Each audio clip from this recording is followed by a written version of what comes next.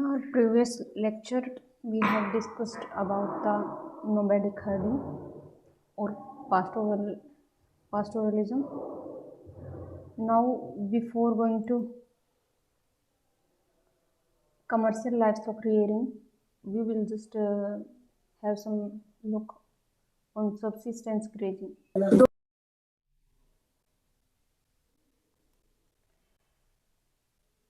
यहाँ पे मेनली दो चीज़ें हैं, दो हमने लिखे हैं कि नोमैडिक हर्डिंग होता है और दूसरा कमर्शियल लाइवस्टॉक रियरिंग होता है। तो उनके बीच में एक सिस्टम है जिसको मैंने जब हम उसको डिस्कस कर रहे तब मैंने बताया भी था, सबसिस्टेंस ग्रेजिंग। सबसिस्टेंस का मतलब होता है जीवन निर्वाह करना, ठीक है। ग्रेजिंग मतलब पशुचारण, ठीक है। तो जो नोमैडिक हर्डिंग था वो भी, या जिसको हम पास्टोरलिज्म बोल रहे थे, पशुचारण वो भी है, यानी वो अपने जो पशुओं का जो पालन है वो चरा के करते हैं, ठीक है। लेकिन इसमें और उसमें वो भी जीवन निर्वाही है, उसमें भी सिर्फ काम ही चलता है। लेकिन इसमें और उसमें क्या अंतर है कि जो पास्टोरलिज्म होता है वो क्या है, स्थानांतरण करते रहते हैं, वो अपनी जगह लगातार बदलते रहते हैं, ठीक है। तो उसमें उनका जो है वो एक जगह पे नहीं रहते, ठीक है, पास्टोरलिज्म में, ठीक है। चलवासी पशुचारण, ठीक है। तो वो भी जीवन निर्वाही है, उसमें भी केवल जीवन निर्वाही होता है पशु को चराकर।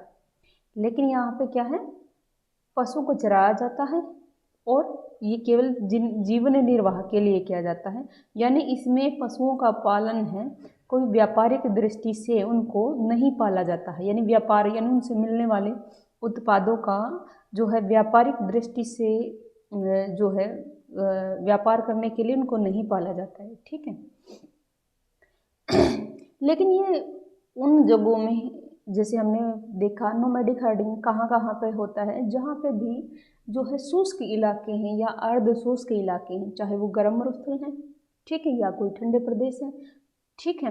तो जहाँ पे भी जो है एग्रीकल्चर के लिए जो है फ्रेंडली जो है एनवायरमेंटल कंडीशन नहीं है, तो वहाँ पे क्या करेंगे, तो वहाँ पे केवल घास या कुछ भी जो है कम मात्रा में जहाँ पे वेजिटेशन उपलब्ध होगी तो वो वहाँ पे नोमैडिक हर्डिंग हो जाती है।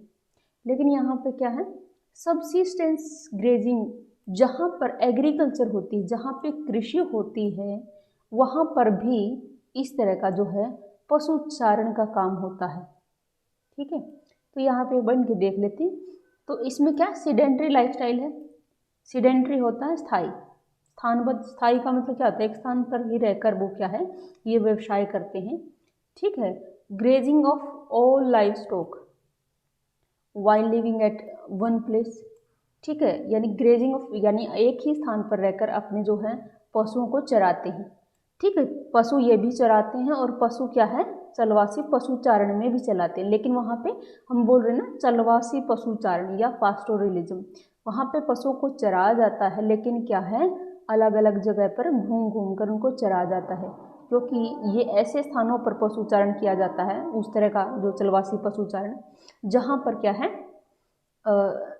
जो क्या बोलेंगे हम कि जो जलवायु की दशाएं हैं वो अनुकूल नहीं होती हैं, ठीक है। वहाँ पर उतनी जो है बड़ी जो है मात्रा में जो है चारा नहीं मिलता है एक जगह पर वो कुछ दिन चरा लेते हैं, उसके बाद समाप्त हो जाता है, इसलिए उन्हें क्या मजबूरी में दूसरी जगह जाना पड़ता है, ठीक है।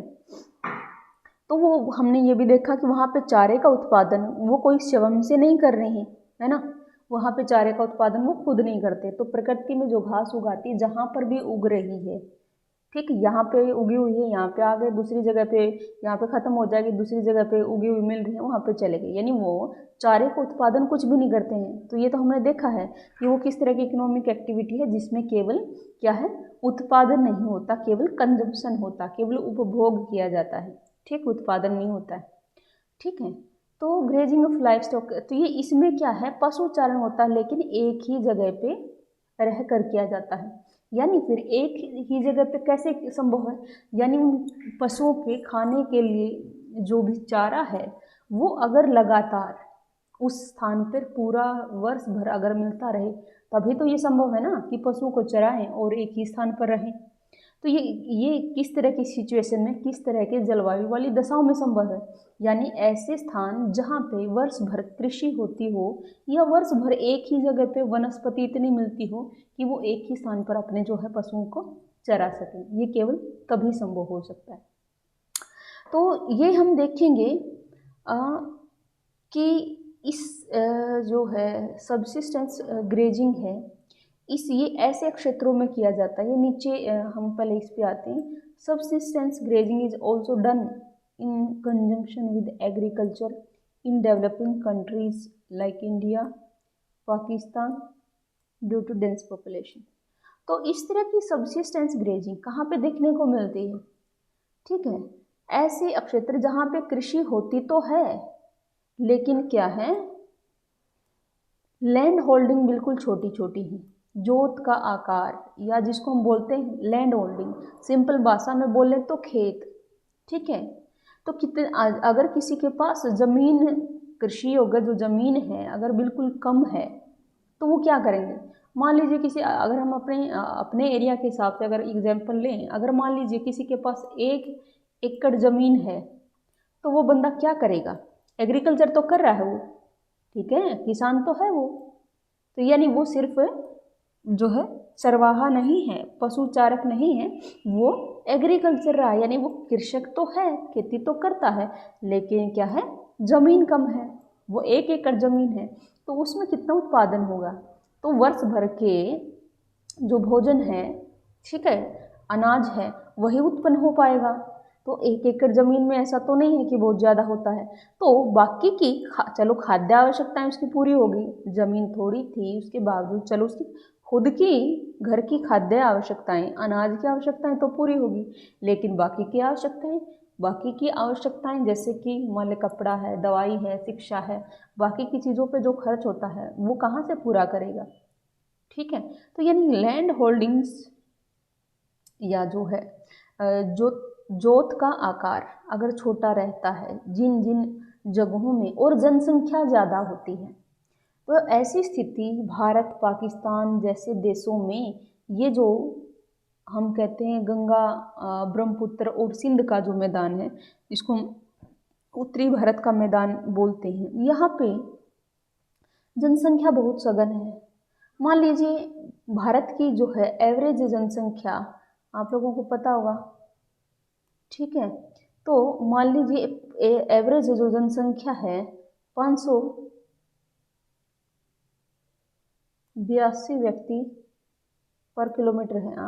एग्जैक्टली तो ये आई एम सॉरी, जैसे हरियाणा की है अभी 550 के करीब, ठीक है, आई थिंक 553 इसके करीब, यानी अगर मोटे तौर पे लगाओ, एग्जैक्टली अभी मुझे याद नहीं है, लेकिन 550 लगाओ, ठीक है। तो जैसे हरियाणा है उत्तरी भारत के मैदान में पड़ता है, और यहाँ की जो है जनसंख्या यानी 1 किलोमीटर में कितने लोग रहते हैं, एवरेज जो जनसंख्या है घनत्व कितना हुआ, 1 किलोमीटर के एरिया में कितने लोग रहते हैं, ठीक है। तो अपने हरियाणा का है 550 के करीब है, और इंडिया का देखें तो क्या है 382 के करीब आई थिंक, ठीक है।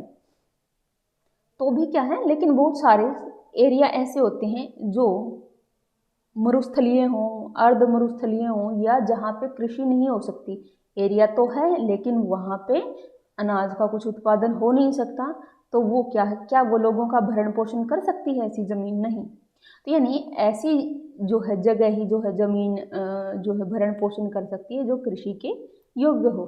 तो ऐसे क्षेत्र जहाँ पे ज़मीन कम है और जनसंख्या ज़्यादा है, तो ऐसे स्थानों पे क्या करते हैं, तो लोग अपनी आवश्यकताओं को पूरा करने के लिए खेती के साथ साथ, ठीक है, कृषि के साथ साथ क्या करते हैं, मान लीजिए 1 एकड़ आपके पास ज़मीन है, ठीक है, तो ये क्या करेंगे, तो इस 1 एकड़ ज़मीन में उसके लिए क्या है, मान लीजिए गेहूँ या चावल जो मुख्य अनाज है वो उत्पादन हो गया, और क्या करेंगे उसमें बीच में थोड़ा सा भी या कुछ उसके कुछ हिस्से में क्या करेंगे, कुछ जो है चारा जो है की फसल उगा लेंगे, और 3 से 5 कोई जानवर यानी पशुओं का पालन करते हैं, 3 से 5 तक के नॉर्मली। थोड़ा बहुत कम या ज़्यादा हो सकता है, वो तो उस पर डिपेंड करेगा ना, ज़्यादा कौन रखेगा, जिसके पास ज़मीन ज़्यादा हो या संसाधन ज़्यादा हो वही तो ज़्यादा रख पाएगा।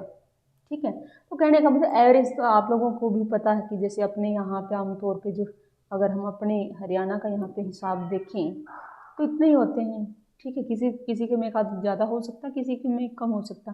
तो मैक्सिमम से मैक्सिमम 5 जो एक नॉर्मल खेती करने वाला इंसान है वो साथ में जो पशुपालन करता है तो उसमें कितना होता है, लगभग ज़्यादा से ज़्यादा 5-6 पशु हो जाएंगे ज़्यादा से ज़्यादा। उससे ज़्यादा रखते हैं तो फिर तो वो क्या है, व्यवसायिक तौर पर यानी बाहर बेचने के लिए। ठीक है, जैसे कोई डेयरी का काम कर रहा है तो वो सब्सिस्टेंस में नहीं आएगा, वो क्या है, व्यवसायिक तौर पे प्रयोग कर रही है यानी वो अपने पशुपालन को।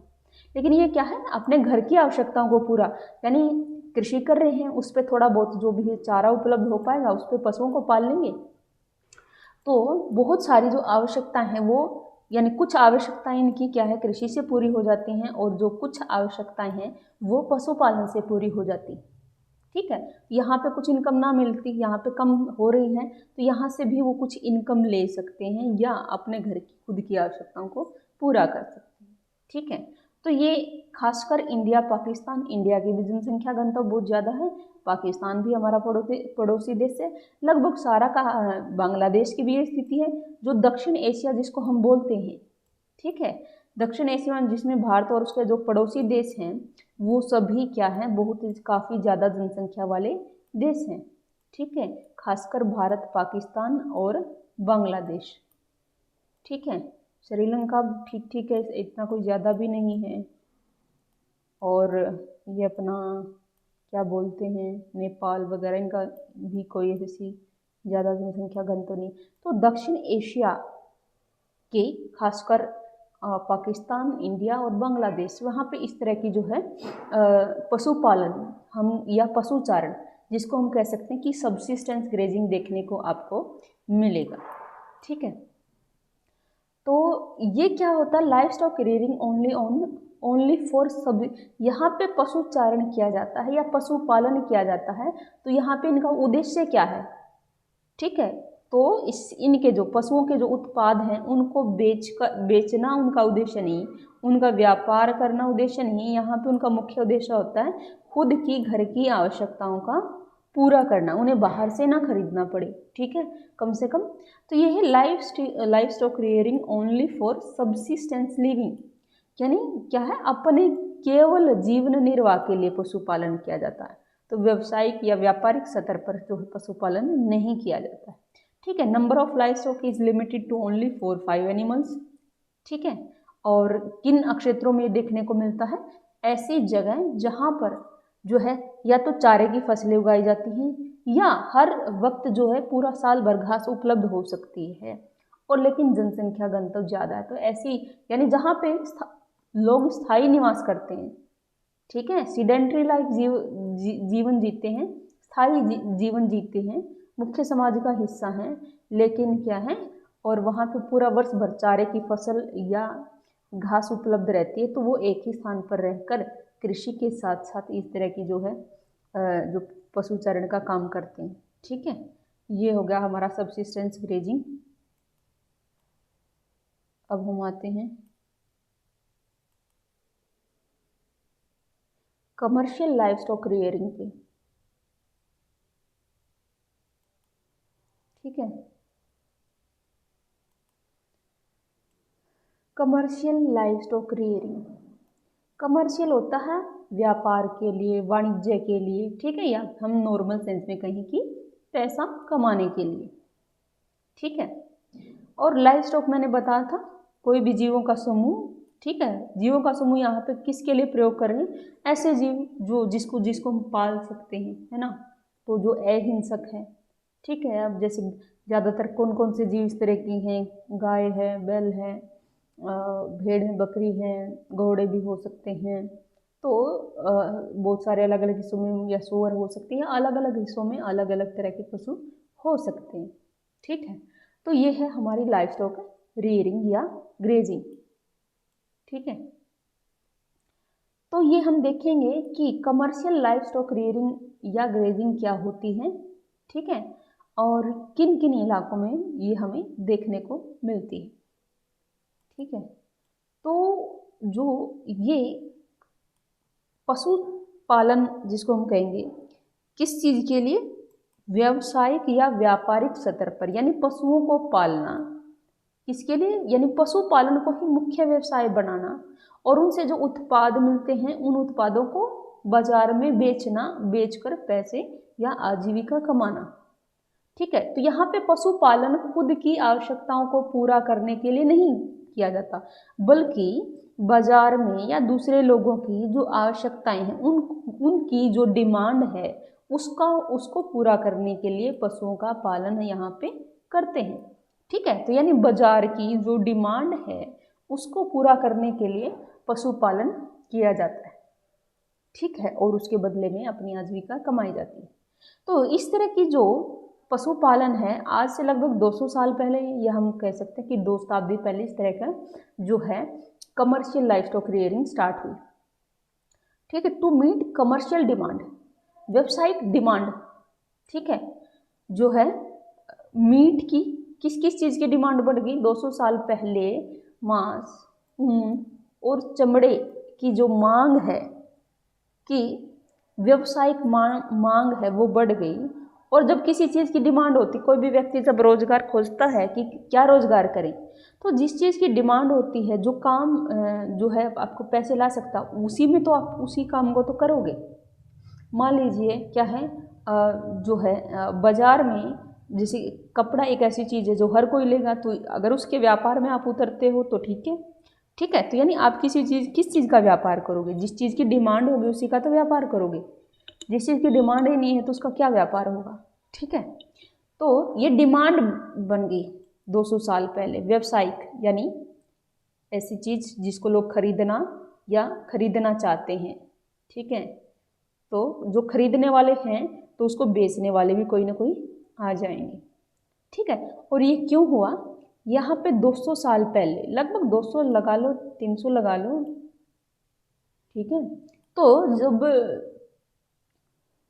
17वीं शताब्दी में, ठीक है, 17वीं शताब्दी के लास्ट में जब औद्योगिक क्रांति आई, तो क्या है, धीरे धीरे जो है शहर, जो उद्योगों का जो है वो बढ़ गया। ठीक है, तो ब्रिटेन है या यूरोप के जो हैं अलग अलग देशों में बहुत बड़े बड़े जो धीरे धीरे करके, यानी औद्योगिक क्रांति के बाद शहरों में की जनसंख्या बढ़ गई। आसपास के बहुत सारे जो ग्रामीण इलाके हैं उनमें से काम करने के लिए लोग इन कारखानों में आते थे, इन शहरों में। मान लीजिए जैसे लंदन में शुरुआत हुई, ठीक है, लंदन है, पेरिस है, तो लंदन है या दूसरे मैनचेस्टर है या लिवरपूल है या जो भी दूसरे अन्य शहर हैं, वहाँ जहाँ जहाँ पर उद्योग थे, ठीक है, तो उद्योगों में काम करने के लिए मजदूरों की ज़रूरत थी। और वहाँ पे भी ऐसी स्थितियाँ थी कि वहाँ के जो ग्रामीण इलाके थे, मान लें इंग्लैंड के या यूरोप के अन्य देशों के जो ग्रामीण इलाके थे, वहाँ कृषि जो है बड़ी खराब स्थिति में थी, बदहाल स्थिति में थी, तो किसानों को कुछ बचता नहीं था। ठीक है, तो इसीलिए क्या है कि भूखे मरने की वो एक तरह से कगार पे थे। तो यानी उत्पादन कम होता था कृषि से, क्योंकि कृषि पुराने ढंग से होती थी और लोगों की संख्या ज़्यादा थी जिनका भरण पोषण करना था। तो जैसे ही उद्योगों की शुरुआत हुई तो बहुत सारे लोग जो कृषि के व्यवसाय में जो है सरप्लस थे, जिसको कहेंगे कि ज़्यादा, मान लीजिए एक घर में क्या है 5 सदस्य हैं और उनके पास जितनी ज़मीन है उस पर खेती करने के लिए केवल 2 व्यक्तियों की आवश्यकता है, तो 3 ज़्यादा हो गए, फालतू हो गए, तो वो 3 आदमी कहीं अन्य जगह पे या अन्य व्यवसाय में काम कर सकते हैं। तो इस तरीके से जो भी लोग जो है कृषि के व्यवसाय में सरप्लस थे, अधिक थे, वो अधिक लोग क्या है शहरों में जो है इन कारखानों में मजदूरों के रूप में काम करने के लिए आ गए। और इस तरीके से धीरे धीरे जो ये यूरोप के जो शहर हैं उनकी जनसंख्या लगातार बढ़ती रही। ठीक है, अब क्या होता है कि आप लोगों को पता होना चाहिए कि कुछ यानी जो डिमांड और सप्लाई का जो शहर और गांव के बीच में किस तरह का रिलेशन होता है। तो जो व्यक्ति हैं जैसे हम लोग क्या करते हैं, अगर आप लोगों को क्या है, ये मान लीजिए क्या है, अर्बन एरिया है और ये रूरल एरिया है, ठीक है, ये गांव है, तो क्या है, शहरों से हम क्या लेके आते हैं, गांव के लोग शहरों में जाएंगे और क्या चीज़ लेके आएंगे, मैन्युफैक्चर्ड गुड्स, विनिर्मित सामान, बना हुआ सामान, ठीक है, या सेवाएं। तो शहरों में क्या मिलेंगी, सेवाएं मिलेंगी और मैन्युफैक्चर्ड गुड्स मिलेंगी, आधुनिक जो है कारखानों में बना हुआ सामान, या पहले जो भी होता होगा, पहले जो हस्तशिल्प से या जो है जो आर्टिजन जो ग्रुप होता था वो जो भी चीज़ें बनाते थे, यानी शहरों से वो जो बना हुआ सामान है वो लोग खरीदते, ठीक है। और जो शहरों में लोग रहते हैं वो आपको पता है कौन से होते हैं, जो द्वितीयक या तृतीयक या चतुर्थक पंचम क्रियाकलापों में लगे होते हैं, ठीक है। आप लोगों को पता होगा डेफिनेशन, जो शहर की डेफिनेशन होती है तो उसमें जो लोग हैं प्राथमिक क्रियाकलापों में नहीं लगे होते ऑलमोस्ट, ठीक है। तो यहाँ के शहर में लोग तो रहते हैं, ठीक है, लेकिन प्राथमिक क्रियाओं में नहीं लगे हुए हैं। इसका क्या मतलब हुआ, और भोजन कहाँ से आता है, भोजन तो प्राथमिक क्रियाओं से आता है, या तो कृषि से आएगा, या पशुपालन से आएगा, या मछली पालन से आएगा, ठीक है। तो भोजन तो किन से आना है, प्राथमिक क्रियाओं से आना है, लेकिन शहर में क्या है, प्राथमिक क्रियाएं लोग नहीं कर रहे। तो इन लोगों को अपने भोजन की जो आवश्यकताएं हैं वो कहाँ से पूरा करेंगे, तो इन आवश्यकताओं के लिए जो अर्बन जो व्यक्ति हैं वो क्या है, रूरल एरियाज पे डिपेंड करेंगे, ये गाँव पे डिपेंड करेंगे। तो इन चीज़ों की जो सप्लाई है, ठीक है, भोजन या जो प्राथमिक जो उत्पाद हैं या कच्चा माल भी कह लो, उद्योगों में मान लीजिए क्या है, कपड़े का उद्योग है तो उसके लिए जो कपास है वो फिर रूरल एरिया से आएगी, ठीक है। मान लीजिए चीनी मिल है तो उसके लिए फिर क्या है, जो कच्चा माल है वो कहाँ से आएगा। तो चीज़ें बन यहाँ पे रही हैं नए रूप में, जिसको हम कहते हैं विनिर्माण, दोबारा से नए तरीके से निर्माण करना, नई चीज़ बनाना, ठीक है, ये यहाँ पे हो रहा है। लेकिन क्या है, कच्चा माल या खाद्य पदार्थ वो क्या है, कहाँ से आ रहे हैं, रूरल एरिया से आ रहे हैं, ठीक है। तो ये दोनों आपस में क्या है, फंक्शनल रिलेशनशिप है। एक तो होता है कि वैसे ही फंक्शनल, यानी ये अपने कार्य को पूरा करने के लिए दूसरे पे डिपेंड है, वो उस पर डिपेंड है, तो फंक्शनल रिलेशनशिप इन दोनों के बीच में रहती है, ठीक है। तो इसीलिए क्या है, अब जो ये बहुत सारे लोग, शहरों की जनसंख्या बहुत बढ़ गई और शहरों के लोग क्या कर रहे हैं, वो खुद तो क्या कोई प्राथमिक क्रियाकलाप नहीं करते, तो भोजन की या दूध की या इनसे बने जो उत्पाद हैं इनकी आवश्यकताओं को पूरा करने के लिए, अब जो दूध है या मीट है, ठीक है, इस तरह की आवश्यकताओं को पूरा करने के लिए क्या है, उन्हें किस पे डिपेंड करना पड़ेगा, रूरल एरियाज पे, ठीक है। तो इसीलिए क्या है, अब गांव के लोग, पहले तो क्या है, शुरू में तो ये गांव के लोग केवल उतने ही पशुपालन करते थे जिस उनकी खुद की आवश्यकताएं पूरी हो जाएं, लेकिन अब ज़्यादा लोगों के शहर में जाने की वजह से, शहरों में जनसंख्या के बढ़ने की वजह से एक नई डिमांड क्रिएट हो गई, न्यू डिमांड क्रिएट हो गई, ठीक है। तो ज़्यादा पहले नहीं डिमांड होती थी, अब न्यू डिमांड, ठीक है, या ज़्यादा डिमांड जो है बढ़ गई है, जो है खाद्य पदार्थ या जो दूध है या एनिमल जो भी प्रोडक्ट हैं, जिसको हम कहेंगे एनिमल प्रोडक्ट, जिसमें क्या, चाहे दूध है, मान ले चमड़ा है, या मीट है, या वूल है, ठीक है, तो ये सारे क्या हो गए, एनिमल प्रोडक्ट, ठीक है। तो ये डिमांड अर्बन एरियाज में, शहरी क्षेत्रों में ये डिमांड बढ़ गई, और इस डिमांड को पूरा करने के लिए क्या करें, अब ये जो गाँव में लोग रह रहे थे, जिनकी जो बदहाल स्थिति में थी, तो ये क्या करेंगे, इन्हें एक नया काम मिल गया, ठीक है। ये पशुपालन तो करते ही थे, पहले 4-5 पशुओं को पाल रहे हैं, अब इन्होंने क्या है, बड़े पैमाने पर, अभी हाँ पशु ही पालते हैं, तो बड़े पैमाने पर पशुपालन जो किया, और जो एक्स्ट्रा जो सरप्लस जो उत्पाद एनिमल प्रोडक्ट उनके पास होते थे उनको वो शहरों में बेचकर जो है एक्स्ट्रा जो है पैसे या अर्निंग या लिविंग वो कमाते थे, ठीक है। तो ये था प्रोसीजर कि कैसे शुरुआत हुई है कमर्शियल लाइवस्टॉक रियरिंग की।